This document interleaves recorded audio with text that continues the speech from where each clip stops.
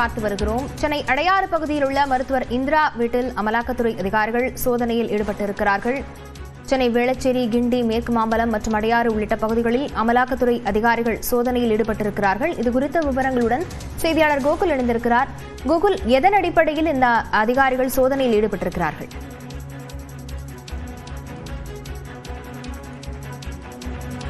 பரிமாற்ற புகார் தொடர்பாக சென்னையில் 3 இடங்களில் அமலாக்கத்துறை சோதனையானது நடைபெற்று வருகிறது.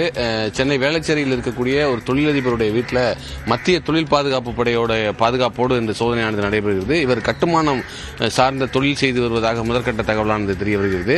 இவர் மீது பல கோடி ரூபாய் மோசடி புகார் இருக்கக்கூடிய நிலையில் இந்த புகாரானது சோதனையானது நடைபெறுகிறது. அதே போல அடையாறுல இந்திரா என்ற மருத்துவர் வீட்டிலையும், மேற்கு மாம்பலத்தில் சுப்பிரமணியன் என்பவருடைய வீட்டிலையும் அமலாக்கத்துறை சோதனையில் ஈடுபட்டு வராங்க.